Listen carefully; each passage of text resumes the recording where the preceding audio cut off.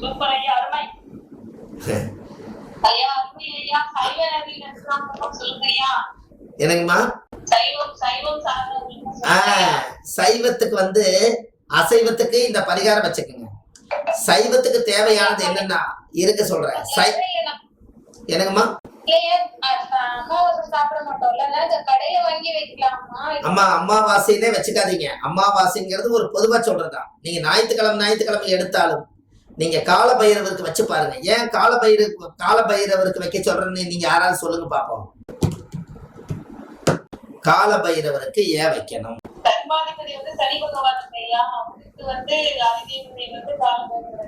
Very good.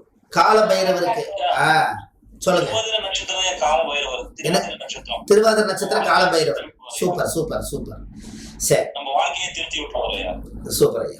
அதாவது கரெக்டா சொன்னாரு. திருவாதிரை நட்சத்திரம் தான் நாய். ஆண் நாய் திருவாதிரை, பெண் நாய் மூலம். அப்போ இந்த கால பைரவர்கிட்ட ஒரு ரகசியம் உண்டு. அது என்ன ரகசியம் கேட்டீங்கன்னா, நாம இந்த கோயிலுக்கு எத்தனை முறை நீங்க வந்துட்டு போறீங்களோ, அதுவும் நீங்க இந்த நாட்டுல என்னென்னலாம் செஞ்சுட்டு இருக்கிறீங்களோ நல்லது கெட்டது, அது எல்லாமே ஏட்டுல காலத்தை நிர்ணயம் பண்ணக்கூடிய கால பைரவர் தான் கால பைரவர். எந்தெந்த திசா புத்தியில உனக்கு என்னென்ன கொடுக்கணும்னு சொல்லி இறைவன் எழுதின ஏட்டு மாதிரி கால பைரவர் தான் எழுதி வைப்பாராம். அதனாலதான் காலத்தை நிர்ணயம் பண்ணக்கூடியவர் கால பைரவர். அதனால கால பைரவருக்கு நீங்க சாப்பாடு கொடுத்தால், எத்தனையோ பாவங்கள் செய்யறதுக்கு நீ பிறவி எடுத்திருந்தாலும் கூட என்னோட பாவமெல்லாம் குறைஞ்சு புண்ணியம் வேணும்னு சொல்லி எனக்கு நீ சாப்பாடு கொடுத்தியே, உன்னோட ஏட்டை எடு, உன்ற ஜாதகத்தை கொண்டா, இப்போ உனக்கு என்ன திசா புத்தி நடக்குதுன்னு பார்த்து இப்பவே உனக்கு மாத்தி விடுறேன்னு சொல்லி காலத்தை மாத்தி கோலத்தை வாழ வைப்பாரா கால பைரவர். எப்படி ஐயா? இன்னைக்கு ஒருத்தர் கூப்பிட்டாங்க ஐயா. அவங்க முயற்சி வேண்டியிருந்தாமா, கோழி வந்து கொடுக்குறேன்னு சொல்லிட்டு அது போய் கொடுக்கும் போது நாய் வந்து கட்டிட்டு போயிடுச்சு, அதனால என்னால படைக்க முடியல அப்படின்னாங்க. சரிங்க, நான் வந்து அது விட்டுருங்க, இன்னொன்னு வாங்கி வந்து புதுசா வந்து வச்சிருங்க. அது கால பைரவருக்கு போயிட்டு நெய் விளக்கு ஏற்றிட்டு நாய்க்கு வந்து பிஸ்கட் போட சொன்னாங்க ஐயா. நீங்க அதான் நான் சொல்றேனே, இதை விட ஒரு பெரிய புண்ணியம் எதுவுமே இல்லைங்கம்மா. அதனால அந்த காலத்துல சாப்பாடு கிராமங்கள் எல்லாம் பாத்தீங்கன்னா கறிஞ்சோறு உட்காந்து சாப்பிடுவாங்களாம். இது நாய் எதுக்கால பார்த்துக்கிட்டே இருக்குமா. பார்த்துட்டு இருந்தாலும் பரவாயில்ல, அது சாப்பிட்டு முடிச்சுட்டு எனக்கு அந்த எலும்பாவது கொண்டு வந்து போடுவாங்க, அதைவாது சாப்பிடலான்னு சொல்லி போட்டு அது வீட்டு வாசலே உட்காந்து தெருநாய் எல்லாம் வந்து உட்காந்து அந்த வாசத்துக்கு வந்து உட்காருமா. நம்ம தெரியாம என்ன பண்ணி போடுவோம், அந்த எலும்பெல்லாம் கடிச்சிட்டு அந்த வட்டல்ல அப்படியே கொண்டு போய் கொடுத்தா கூட அந்த ருசியெல்லாம் இருக்கும். அதை எடுத்து அந்த கொஞ்ச நெஞ்சம் இருக்கிறது வந்து அந்த நாய் கடிக்கும். நம்ம என்ன பண்ணிருக்கோம்னா, கீழே வச்ச எலும்பு எடுத்து வட்டலை போட்டு ஒரு சொம்பு தண்ணி கொடுத்து கழுவி அது எப்படியோ தின்னு போதுன்னு இந்த எலும்பு அப்படி தூக்கி வீசுவோம். அப்ப அது என்ன நினைக்கும்னா, நீ தின்னதுக்கு அப்புறம் தானே எனக்கு கொடுத்த, அதையும் தண்ணி ஊத்தி அலசி போட்டேன்னா அது யாரு திங்கிறது, அது என்ன பிரயோஜனம், அது நீ அப்படியே கொடுத்துருந்தாவது உனக்கு நான் தின்றப்பனே உன்னை நினைச்சுன்னு அது நினைக்குமா. எப்படி எல்லா மிருகங்களும் நம்மளை நினைச்சிட்டு இருக்குங்க, நாம் எப்படி நம்ம என்னென்ன தவறுகள் செய்யறோம், எது நல்லது பண்றோன்னு எல்லா பிராணிகளுக்கும் நம்மளை நோட் பண்றதுக்கு உண்டான புக்திகள் பக்திகள் அவங்களுக்கு தெரியும். அதனாலதான் சரி, அப்படி ஒரு எச்ச சோறை நம்ம நாய்க்கு வைக்க வேண்டாம்னு ஒரு அச்சம் இருந்தால், ஞாயிற்றுக்கிழமை அன்னைக்கு நீங்க வந்து வீட்லயே செஞ்சு சாப்பிடலினாலும் 60 ரூபாய்க்கு ஒரு சிக்கன் பிரியாணியோ மட்டன் பிரியாணியோ ஏதோ ஒரு பிரியாணி ஒரு சிக்கனோட சேர்ந்து ஏதோ ஒரு தெருநாய்க்கு போகும்போது வச்சுட்டு வாங்க. அது சாப்பிட்டுருச்சுனாலே உங்க கர்ம குறைய ஆரம்பிச்சிருச்சு என்று நீங்க உங்க ஜாதகம் தலையெழுத்து மாத்தணுமா, உங்களுக்கு ஒரு பரிகாரம் வேணுமா, உங்க ஜாதகத்தினுடைய தலையெழுத்தே மாறும். அதை விட ஒரு சீக்கிரட்டான ஒரு பரிகாரம் உங்களுக்கு நான் சொல்றேன். ஆதிகால பரிகாரமே சொல்றேன். தினமுமே டெய்லி நாய் இறக்குறது உண்டு, தினமே நாய் அடிச்சு சாகிறது உண்டு. நீங்க அஷ்டமி அன்னைக்கு, தேய்பிறை அஷ்டமி அன்னைக்கு ஒரு கால பைரவரை எடுத்துட்டு போய் அதை குழி தோண்டி அதுக்கு மஞ்சள் சந்தனம் எல்லாம் குங்குமம் எல்லாம் வச்சு, கால பைரவரே நீங்க நல்ல ஆத்ம சாந்தியாய் எங்களை வாழ்த்துன்னு சொல்லி ஒரே ஒரு நாயை மட்டும் தேய்பிறை அஷ்டமி அன்னைக்கு எடுத்துட்டு போய் ஒரு சாக்கில் கட்டி இழுத்துட்டு போய் அந்த நாயை அடக்கம் பண்ணி அதுக்கு மஞ்சள் தண்ணி எல்லாம் மேல தொளிச்சு ஒரு பூ போட்டு எல்லாம் வச்சு சாமி கும்பிட்டு விளக்கு வச்சுட்டு வாங்க. அந்த மாசத்திலேயே உங்க ஜாதகம் தலையெழுத்து மாற்றமாகும். இப்ப உங்களுக்கு புரியுதுங்களா? புண்ணியம் எத்தனை இடத்துல இருக்குதுன்னு பாருங்க. அதனாலதான் நாம சுத்தி சுத்தி வளைச்சு வளைச்சு இந்த புண்ணியத்தினுடைய கணக்குகள்லாம் எதுலையெல்லாம் முன்னோர்கள் கடவுள் செய்ய வேண்டிய வேலையை நாம் எடுத்து செஞ்சா கடவுளும் நம்மளும் நிகரானவங்களா ஆயிருவோமா. அதனாலதான் கடவுள் கொடுக்கறது என்ன தெரியுமா? 3 நேரம் சாப்பாடு, அன்னதானம். அதனால நீங்க அதை கொடுங்க, உங்க வாழ்க்கை அசுர வளர்ச்சிக்கு வந்துடும். அப்ப இதெல்லாம் நீங்க செய்ய வேண்டியது, கடவுள் செய்ய வேண்டிய சேவையெல்லாம் நீங்க எடுத்து பண்ணுங்க. நீங்க எப்படி இருக்கீங்கன்னு மட்டும் பாருங்க வாழ்க்கையில. நீங்க எல்லாமே இனிமேல் இந்த ஆதிகால பரிகாரத்தை கெட்டியா பிடிச்சுக்கங்க. இந்த விஷயங்கள் எல்லாம் ஆதி காலத்துல முன்னோர்கள் சொல்றதுக்கோ அது ஒரு ரெக்கார்டோ வாழ்ந்ததுக்கு உண்டான ஆதாரமோ எதுவுமே இல்லை. ஏதாவது இப்படி நம்ம யோசிச்சு ஆதி காலத்துல வாழ்ந்ததை நாம கொஞ்சம் மனசுக்குள்ள தெரிஞ்சு வச்சதுனால இன்னைக்கு அது ஒரு வகுப்பாய் எடுத்து உங்களுக்கு எல்லாம் தெரிஞ்ச விஷயத்த சொல்லி கொடுத்து கொஞ்சம் கொஞ்சம் புதுமைகள் உங்களுக்கு கிடைக்குது. அப்படித்தானே? நம்மளும் இந்த காலகட்டங்கள்ல ஆதிகால பரிகாரம்னு எத்தனையோ ஜோதிடர்கள் உருவானாங்க. எத்தனையோ மகான்கள் எல்லாம் 40 வருஷம் 50 வருஷம் ஜோதிடம் பார்த்தாங்க. எல்லாரும் கிரகத்தை திசாபுத்திகள் எல்லாம் கணிச்சு ஜாதகம் பார்த்துட்டு அவங்க காலம் முடிஞ்சு போனாங்க.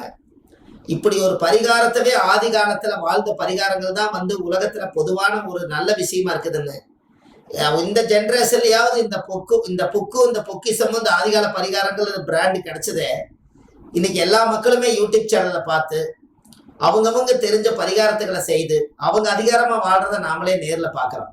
ஜாதகம் பார்க்க வராமையே சில பரிகாரங்கள் நம்ம யூடியூப்ல சொல்றதை பார்த்து அவங்களுக்கு அதுவே போதுமானதுன்னு சொல்லி பார்த்து கூட பலன் அடைகிறாங்க. அவங்க ஒரு நன்றி சொல்றதுக்கு கூட நம்மளால போன் எடுத்து அட்டன் பண்ண முடியல. ஆனா வாய்ஸ் மெசேஜ் போடுறாங்க, ஐயா நீங்க போன் எடுக்காட்டியும் பரவாயில்ல, நான் இந்த பரிகாரம் செய்தேன், நான் நல்லா இருக்கேன். என் கணவன் மனைவி பிரிஞ்சிருந்தாங்க, நான் தொட்டாச்சினிங்கையும் கருந்துளசியும் வச்சேன், இப்ப என் கணவன் மனைவி சேர்ந்திருக்கேன்.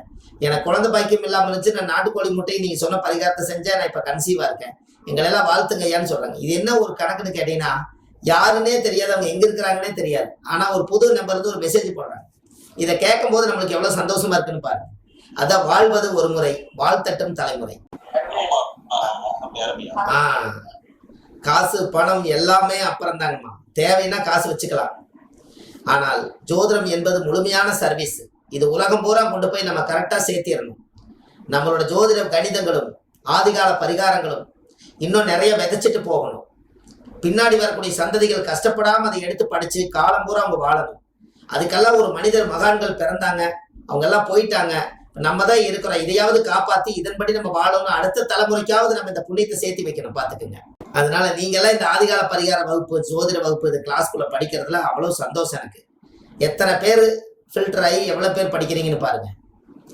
இதுல என்னன்னா 1000 பேருக்கு சொன்னாலும் ஒரே வார்த்தை தான், நாம சொல்றது உலகத்துக்கு போகணும். நீங்க 25 பேர் படிச்சாலும் ஒரே வார்த்தை தான். ஆனா முகம் பார்த்து உங்களோட சந்தேகத்தை எல்லாம் நீங்க ஆன்லைன்ல நாம ஆன்லைன்ல பாக்குறது, நம்ம ஜோசியருக்கு எத்தனை பேர் இருக்காங்க. ஆனா அதுல ஃபில்டர் பண்ணி இப்ப நீங்க மட்டும்தான் அந்த டைம் ஒதுக்கி அந்த நேர காலத்தை ஒதுக்கி அப்படியே ரியலா நம்மளுடைய உள்ளத்திலிருந்து வர்றத காது குளிர நீங்க கேட்டு இப்படியும் ஒரு ஜோதிடத்துல இருக்குதுங்கிறத உணர்றது நீங்க 25-30 பேர் தான். எப்படி? அதனாலதான் கிடைக்கிற காலமெல்லாம் வீணாக்காம முடிஞ்ச அளவுக்கு இன்னும் நம்ம நிறைய விஷயங்களை பகிர்ந்து ஆராய்ஞ்சு இந்த முடக்கெல்லாம் ஒரு நாள் உங்களுக்கு எல்லாம் நேரடியா வகுப்பு போட்டு அந்த பேட்டர்ன் எல்லாம் போட்டு முடக்கு நட்சத்திரங்கள், அதுக்குரிய கோவில் ஸ்தலங்கள், அதுக்கு என்னென்னலாம் வேணும், அதனுடைய கர்மம் எங்க இருக்குது, அதனுடைய மூலாதார ஓலை எங்க இருக்குது, இதுகளை எல்லாம் பிடிச்சு வரக்கூடிய மக்களுக்கு சிறப்பான பரிகாரங்கள் கொடுத்து நீங்க நல்லா வாழணும். அது உங்களுடைய பேரு புகழ் நல்லா வரும். அதற்கு நீங்க சொல்லக்கூடிய சொல் மாணிக்க கல்லா இருக்கணும். அது எல்லாமே கண்டிப்பா சீக்கிரமா நடக்கும். வாரம் நீங்க ஆமா, ஒரு வாரம் மிஸ் ஆயிட்டாலும் கூட அடுத்த வாரம் 2 நாளா சேர்த்தியும் கூட நடத்தணும். முடிஞ்சா நாளைக்கும் கூட கிளாஸ் வைக்கணும்னு நான் மெசேஜ் போடுறேன், அதை டேலி பண்ணி விட்டுறலாம். நாளைக்கும் நம்மளுக்கு கிளாஸ் இருந்தா கூட வாரத்துல ஒரு நாள் எப்பவும் போல வரட்டும். டைம் இருக்கும் போது அந்த விட்டு போன கிளாஸ் எல்லாம் நாளைக்கு முடிஞ்சா மெசேஜ் போடுறேன். எல்லாருமே நீங்க உள்ள வந்துருங்க. ஒரு நாளைக்கு ஒரு வாரம் ஒரு கிளாஸ்ல 10 பரிகாரம் கிடைச்சாலும் நமக்கு சந்தோஷம்தான். அது கிடைச்சாலே பெரிய பொக்கிஷம். நம்ம எல்லாம் எழுதி வச்சு ஜோசியம் பார்க்க வர்றவங்களுக்கு வித்தியாசமா சொல்லுங்க. ஒரு ஜோசியர் அசத்திட்டு இருக்கிறாரு, அவங்க போய் ஊருக்குள்ள சொல்லுவாங்க, அதுல இருந்து 10 பேர் உங்க வீட்டுக்கு வருவாங்க. எவ்வளவு சந்தோஷம் பாருங்க. கடவுள் சொல்லி கொடுத்ததற்கே நன்றி சொல்ல முடியவில்லை இன்னும், இதில் அடுத்தடுத்து கேட்பதற்கு அஞ்சுதே என் உள்ளம். இவ்வளவும் நம்ம சொல்லி கொடுத்து நீங்க இதெல்லாம் படிச்சு மற்றவங்களுக்கு மனசை தொடுற மாதிரி பரிகாரங்கள் சொல்லி அவங்க அதிகாரமா வாழறதை பார்த்தா அவங்களுக்கு நீங்க தான் மகான். எப்படி? ஆமா, அந்த மாதிரி ஒரு சிறப்பான ஒரு அம்சம் உங்களுக்கு எல்லாம் இருக்குதே. நீங்க கவலைப்பட வேண்டாம். ஒவ்வொரு வாரமும் ஆதிகால பரிகார வகுப்பு நடக்கும்போது ஒரு சிறப்பா உங்களுக்கு நல்ல விதமா அதுக்குரிய வேலைகள் எல்லாம் செய்து கொடுத்து ஒரு ஜாதகத்தை வாரம் ஒரு ஜாதகம் ஆய்வு பண்ணுவோம். ஏன்னா ஒருத்தரோட வாழ்க்கையில திருப்பி ஆய்வு பண்ண நம்மளுக்கு இந்த ஜாதக கடத்தை கொடுத்தாலே ஆராய்ச்சி பண்ணி இதுதான் முடக்கு தோஷம், இதுதான் திதிசூனிய தோஷம், இதுதான் கர்மா, இதுதான் முடக்காதிபதி இது கூட போய் சேர்ந்துருக்குது, அதனால இது கெட்டு போச்சு, லக்கணம் இதுல போய் சேர்ந்துருக்கு, லக்கணம் கெட்டு போச்சு, இந்த லக்கணத்தை உடைக்கிறதுக்கு என்ன, இது என்ன பரிகாரங்கள், இப்படி எல்லாம் நீங்க சுத்தி பார்த்தீங்கன்னா அழகா ஜோசி வந்துடும். சொல்றதுக்கு நல்ல சௌகரியமா இருக்கும். இதுல அந்த ஜாதகத்தை பார்த்தோன்னே எத்தனை மைனஸ் நம்ம எடுத்தோம், ஆனா எவ்வளவு எடுத்து அவங்கள அழுக வச்ச அளவுக்கு அவங்க கதறினாங்களோ அந்த அளவுக்கு பரிகாரம் கொடுத்து அவங்கள சிரிக்க வைக்கிறோம். இது தேவையில்லவா? காயப்படுத்துறா மட்டும் பத்தாது, மருந்து போடுறதுக்கு ஆள் வேணுமே. வருபவர்கள் காயத்தோட தான் வருகிறார்கள். நீங்க மருந்தை ரெடியாக வைத்துக் கொள்ள வேண்டும். கரெக்டுங்களாமா? மனசுல பட்ட காயத்தை யாருகிட்டையும் வெளியே சொல்ல முடியாது. பெண்கள் அவ்வளவு சீக்கிரமா யாருகிட்டையும் ஒரு ஆண்கள் கிட்ட ஜோதிடம் பார்க்கும்போது ஆண்கள் கிட்ட நம்மளோட விஷயத்த ஓப்பனா சொல்லிட்டா அவங்ககிட்டையும் கூட நம்ம வீக் ஆயிருமோன்னு சொல்லி போட்டு கூட மனசுல அடக்கி வச்சுட்டு அவங்க வருவாங்க. நம்ம அதையும் மீறி அவங்க மனசுல நம்ம ஒரு நல்லவரா போய் அவங்களுக்கு ஜாதகத்தையும் பார்த்து அவங்க வாழ்க்கையும் சரி பண்ணி ஒரு குடும்ப ஜோதிடரா அவங்களோட நம்ம பயணம் பண்ணணும். அதுதான் நல்லது. அதனால நீங்க தர்ம சேவைகள் எல்லாம் நிறைய செய்யுங்க. இந்த தர்மம் தான் தலை காக்கும். தர்மம் தலை காக்குன்னா என்னங்க? இந்த தலை இந்த தலை தான் எல்லாமே மூளையா. இந்த மூளை, ஹார்ட் டிஸ்க்கு, எந்திரிச்சு நடந்து போக சொல்றது, உட்கார சொல்றது, நம்ம யாரெல்லாம் சேவ் பண்ணி வச்சுக்கிறது எல்லாம் இந்த தலை தானா. இந்த தலைக்கு கண்டங்கள் அந்த காலத்துல வரக்கூடாதுங்கிறதுக்காக இப்ப ஹெல்மெட் போட்டிருக்காங்க. அந்த காலத்துல ஹெல்மெட்டே போடலினாலும் அட போப்பா தர்மம் தலை காக்கும் அப்படின்னு சொன்னதுக்கு காரணமே இந்த தர்மம் இந்த தலையை மட்டும் காத்துருச்சுன்னா அதுக்கப்புறம் சொல்றதுக்கு எதுவுமே இல்லை.